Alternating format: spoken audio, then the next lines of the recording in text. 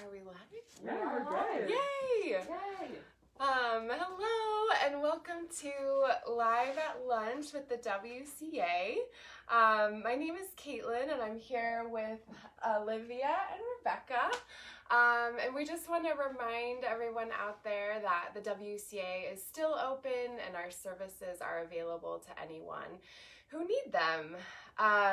So today I get the honor of just talking about the work I get to do here at the WCA. So you might notice that we're actually here in my office downtown. So I am a children's therapist here at the WCA, and we also have our yoga mats here too, because another part of my role here is that I get to teach trauma-informed yoga for our residents here. So I just wanted to take a minute just to offer a little bit of explanation about both of those jobs and what I get to do. So the children's therapy role, so you might notice like we have all of these different toys here. There's like a dollhouse over here you might just barely be able to see. There's some costumes back in the corner. There's some dolls. There's a kitchen. Olivia's pointing those out so nicely. So basically, the main idea behind play therapy or therapy for children is that while adults may use verbal skills and just verbal processing to talk about like maybe some scary experiences we had or some emotions that we're going through, we would do all of that through verbal processing. But the difference is for kids, obviously developmentally, they don't have the same level of verbal processing skills that we do as adults. And so their main language and mode of expressing themselves is through play. So that's why we have all of these different toys and stuff, so that kids can use them to express some of their different difficult experiences they've been through or like really strong emotions that they're experiencing. And so it's a really, really amazing modality that can help kids just process through some of their past experiences that they may not have the verbal skills to explain or to express. So then just kind of switching gears a little bit to what I also get to do, which is teach the trauma-informed yoga. We just started early last month, early June, for our residents at the shelter, a trauma-informed yoga program. And I just wanted to explain a little bit more about like what maybe is a bit different from trauma-informed yoga from what maybe you would experience if you went to a yoga studio. So some of the main thinking behind trauma-informed yoga is really ensuring that clients or students have the ability to make choices surrounding their bodies. A lot of the study on trauma and the thinking on trauma centers around the idea that in the moment, in the instance or experience of trauma, the ability to make an autonomous choice around your body has been, just suddenly removed or thwarted or prevented. And so when we're practicing trauma-informed yoga, we're really trying to give people back that choice and that ability to make decisions about whether they move their bodies, whether they don't move their bodies, how they move their bodies, and just really paying attention to how that feels as they're making those different choices. So choice is a really huge part of the trauma-informed yoga. I think another piece as far as the trauma-informed aspect of it is really just recognizing the widespread impact of trauma and really trying to offer services and practices that don't do any further harm than what has already occurred within the trauma. So, I think all of us here at the WCA really do try and make sure our services are trauma-informed, offering trauma-informed care. And so this is really just extending that same practice to the yoga side of things too. So I hope that just helps offer a little bit more information on both child-centered play therapy and trauma-informed yoga.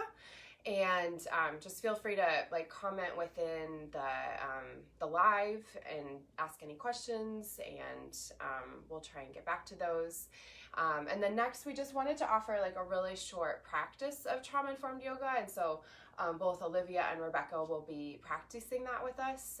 And if you're there at home, it'll be just a really gentle seated practice. So if you want to join in with us, you're totally welcome to do that. And just listen to your body if you have any injuries or if you experience any pain during the practice. Like please just listen to that and heed that, and take a break or take a rest or discontinue from the practice if any of that comes up for you. So anyway, feel free to ask any questions, and we'll just go into a short practice right now. So let's see. So starting out, trying to think of how to bridge. Do you want me to keep facing this way? Yeah, okay, and then I'll like watch you guys. Yeah. Okay, perfect. So starting out, I invite you just to find any sort of comfortable seat. So I'm sitting here kind of like cross-legged. If you're in a chair, you can stay that way. Another option might be sitting on your knees if that's comfortable for you. You could also maybe sit up a little bit higher on a blanket or pillow if you have that. So just taking a minute to find a comfortable seat. You might explore maybe elongating your spine just a little bit, growing a little bit taller. And then your choice if you want to have your eyes open or your eyes closed. You might find one spot to focus your eyes on if your eyes are staying open. And just taking a minute maybe to explore your seat. You might rock slightly from side to side. Just checking in with your body's connection to the ground. And then if you want to just start exploring some slight head movements, you might turn your head to the left, turn your head to the right. Just noticing how that feels to just explore some head movements. You could also try coordinating your breath with these movements. You might inhale and then rotate your head to the side, and then exhale, rotate to the opposite side. You might notice here too, as you're rotating your head, maybe your spine shifts slightly to help you move. And then a couple other options for your head too might be if you want to nod your head, let your chin draw down towards your chest. You might notice some kind of stretch in the back of the neck. Another option too might be lifting your chin up towards the ceiling. And you can make these movements as big or as small as you'd like. You might round the shoulders. You might open the chest slightly as you look up towards the ceiling. Just noticing how that feels for you as you're making the choice for your various movements. And then a third option for the head might be making a slight tilt, so it's almost like your ears kind of pointing towards your shoulder. Here too, you might notice a slight stretch in the side of the neck here. Maybe alternating over to the opposite side. Just noticing your breath as you're exploring these different movements.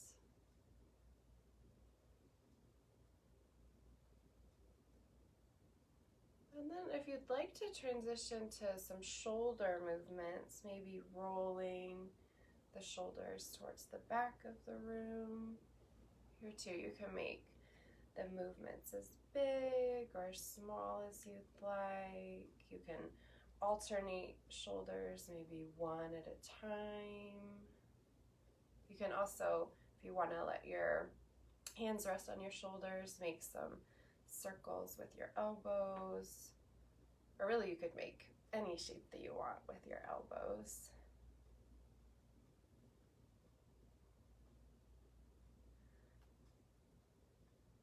Just noticing how that feels to move this really large muscle group in our shoulders.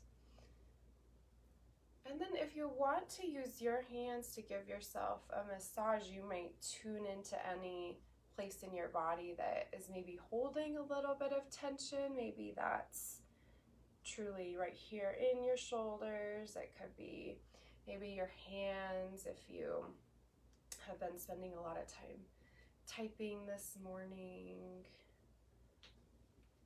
Just tuning into any place in your body that might just need a little extra attention.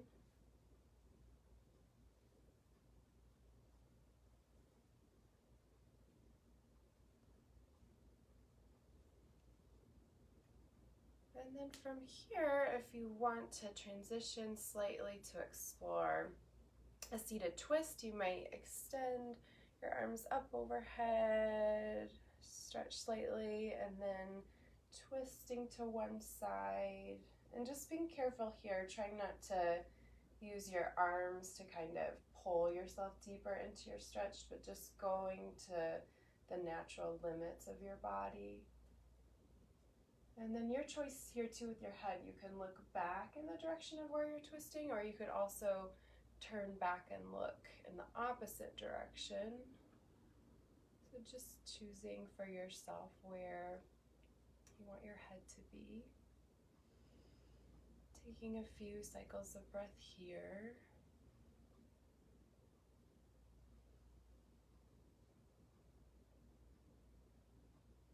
And then whenever you're ready, let's meet back in center. If you want to lift arms overhead, almost like you're just waking up.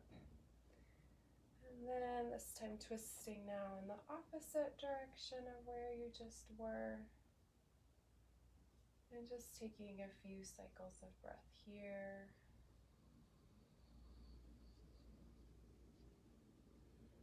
And then here too, your choice for your head, if you want to look in the direction of your twist or look back in the opposite.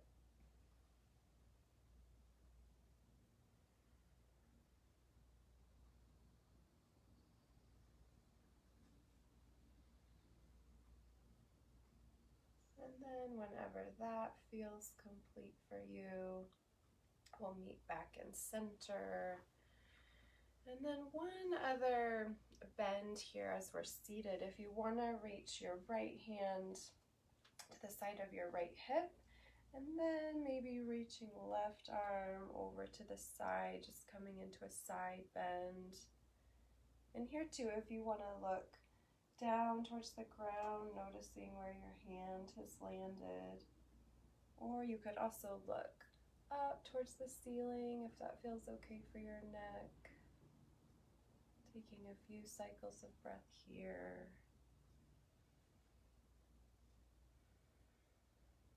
And then whenever you're ready, releasing that side and then transitioning over to the opposite side. So this time, left hand to the side of the left hip and then right arm overhead.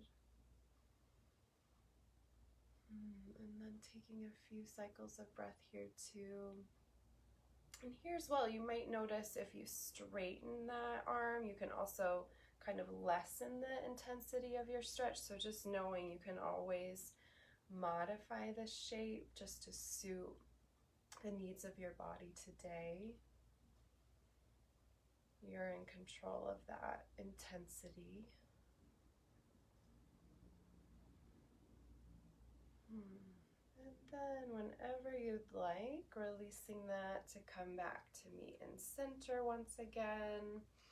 And then let's just experiment, if you'd like, a little bit with some core exploration. So if you want to bring both your right and left feet out in front of you, and if you're seated too, you can just scoot a little, maybe a couple inches towards the front of your chair, so there's just a little space between your back and the back of the chair. And just exploring, maybe leaning back an inch or two and just noticing that place where your core engages to help keep you upright, and then just releasing that whenever you'd like. So don't feel like this has to be like a crunch, like a fitness class or something where we're really trying to build our core. Here we're just trying to notice our core, like notice that strength in our center. So just leaning back an inch, a half an inch, however much you'd like, releasing it whenever you'd like. A counter shape to this too might be like making a slight kind of mini twist of the spine. So just going at whatever depth that you're most comfortable with.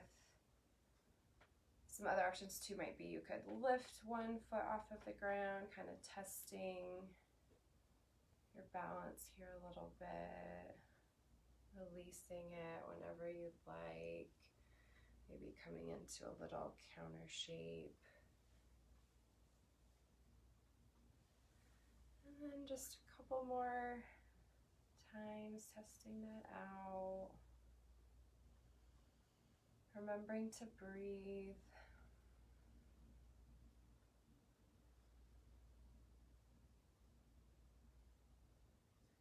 And then whenever you'd like, releasing that once again. Just coming back to seated. And we'll just wrap up here with a little focus on our breathing. So if you want to just bring your hands to your body, this could look many different ways. If you want to have both hands on your heart, or maybe one hand on belly, one hand on heart, both hands on belly. You could also give yourself a hug. That can be kind of self-soothing. So just finding some way just to kind of give a gesture of love and kindness to yourself. And then here, once again, your choice with your eyes, if you want to have your eyes closed or open, whatever feels best to you. And just taking a minute here to focus on the area of your heart and the area around your heart. Noticing your breath. And just noticing what parts of your body expand as you take in your next in-breath.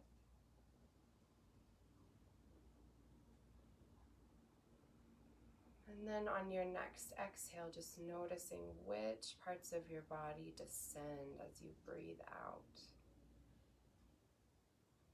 Taking a few more cycles of breath here. And if it feels okay to you, you might explore just trying to make your breath a little more slow than normal. Even if it's just by a tiny increment, just noticing if that feels possible to you. And if not, that's totally fine as well. Just noticing the natural, organic rhythm of your breathing. So a couple more cycles of breath here.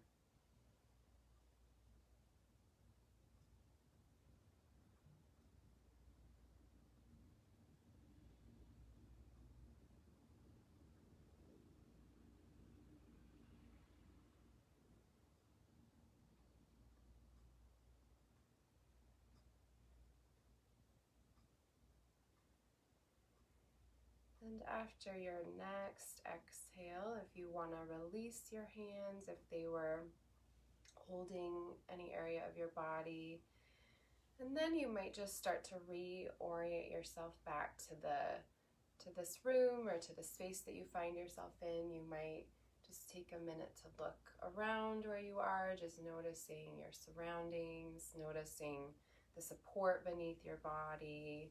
You might even reach down and touch the ground if you're seated on the ground. So thank you so much. That's the end of our yoga practice. Thank you so much for spending some of your lunch hour with us here at the WCA, and I hope that was somewhat helpful just in terms of knowing a little bit more about some of the services that we're offering here. So let us know if you have any questions, and we'll hopefully see you later. Thanks, everyone. Thanks, everyone. Thank you, sweetheart. Yeah, you're welcome. That was Thanks awesome. for practicing. Have a great rest of your week, everybody.